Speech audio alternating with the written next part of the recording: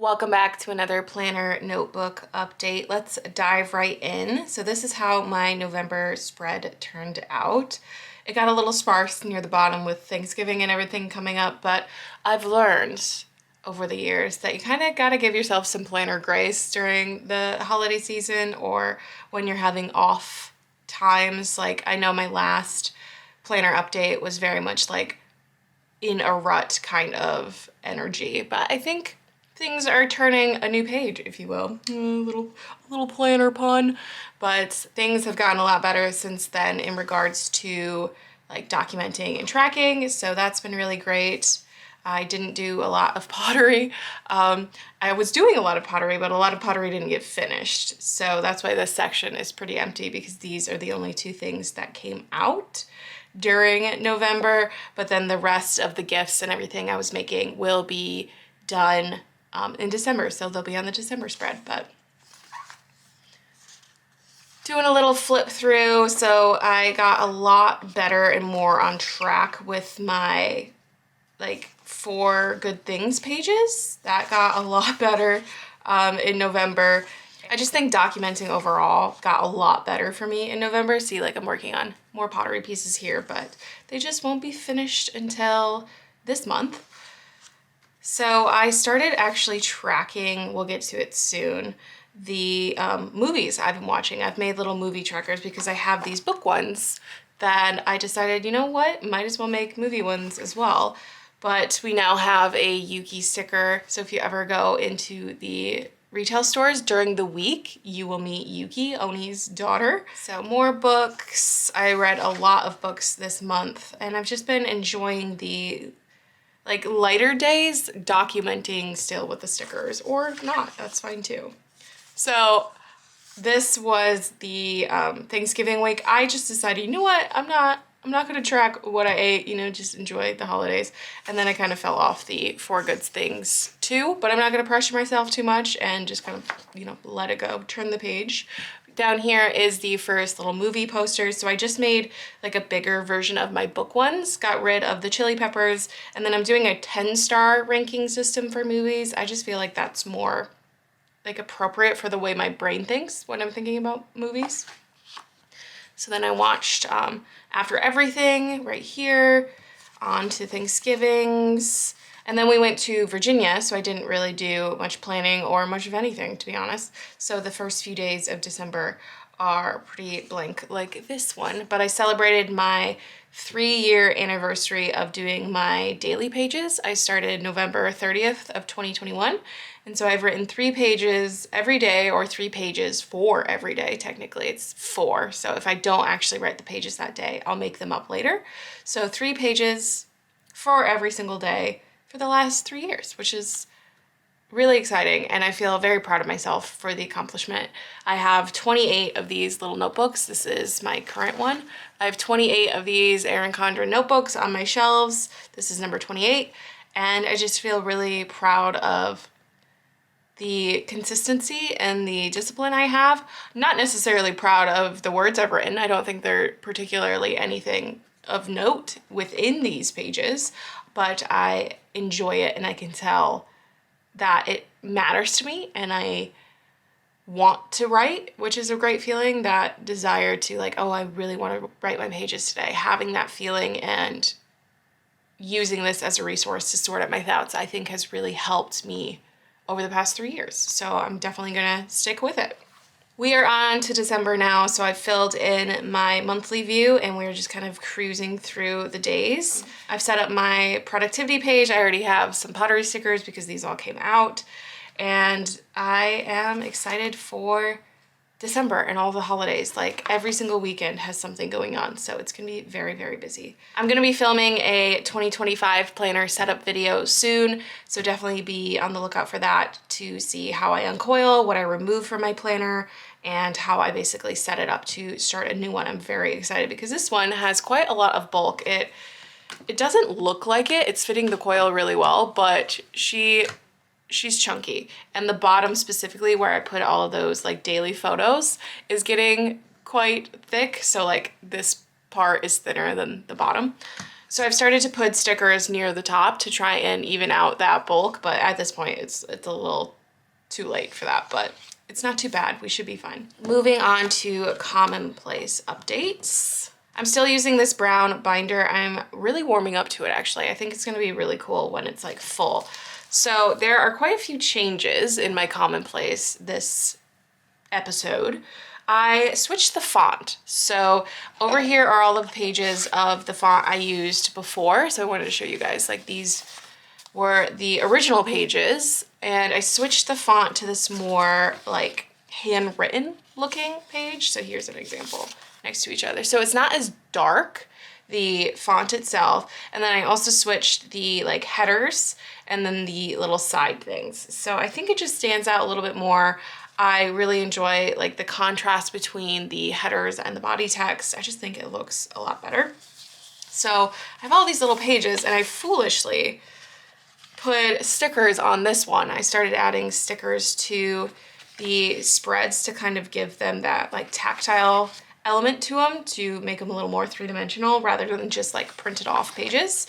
But I had this page in here of building my first Magic the Gathering Commander deck, and I put stickers on it, but I hadn't printed off a backside yet. So I need to put stickers on the actual page that's staying in the Commonplace book that has a back to it. But I really enjoy the font switch, and I think I'm going to hopefully stick with it, because obviously as we get along and the more pages I make, going back and switching the font is kind of a big task.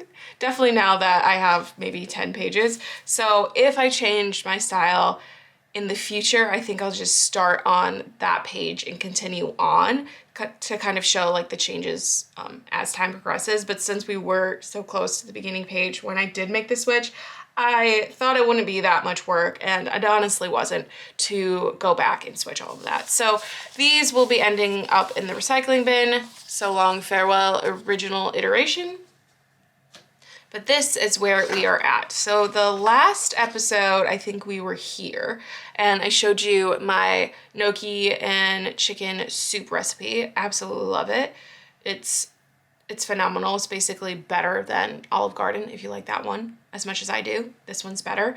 I made it for Friendsgiving, and it was a huge hit. And then crock-pot potato soup, which I haven't made this year, so I really need to get to making this. Then I read a book of poetry called If My Body Could Speak. I really enjoy the Button Poetry, like whatever they produce, that publishing house called Button Poetry. They produce a lot of really cool, like modern indie poets. I really enjoy basically anything they produce. I have quite the collection of Button Poetry. Then I have been getting into discovering and reading journals and diaries of famous, like notable women in history. So this was a little snippet from this diary of Anais. I'm pronouncing it wrong.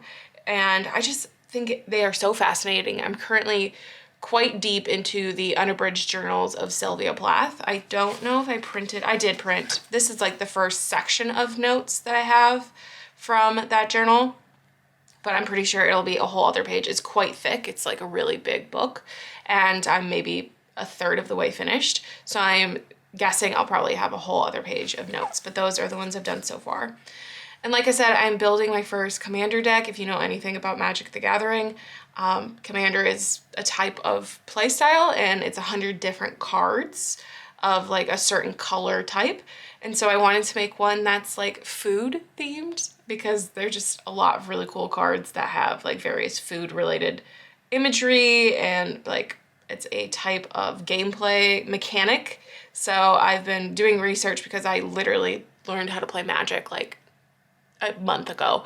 So building your own deck is kind of definitely a learning curve. So I've been doing a lot of research, and I have all of my little websites down here, and I've been asking friends who have played much longer than I have what they would suggest and everything. So it's been a fun experience, and I thought it'd be also nice to document it in here.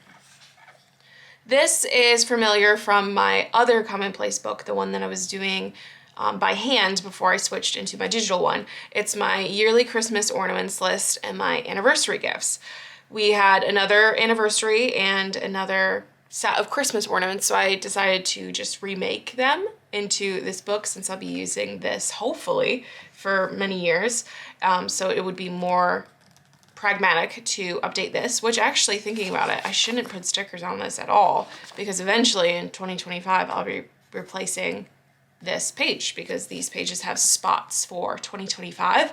And then after that year, I think I'll make a whole new spread for the next 10 years or what have you.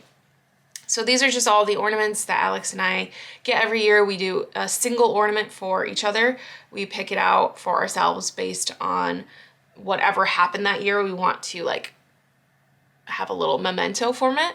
And then we have a couples ornament. So then our yearly anniversary gifts, we do the like traditional themes, or we also like allow the modern theme, like we decide what ones we are wanting to do, and then we pick the gift around it. So like the 9th anniversary is like willow or pottery or leather, which it technically was before. So I think we're gonna do something like wood related because this year was bronze or pottery and we've already done pottery. I don't know, maybe we'll do pottery again.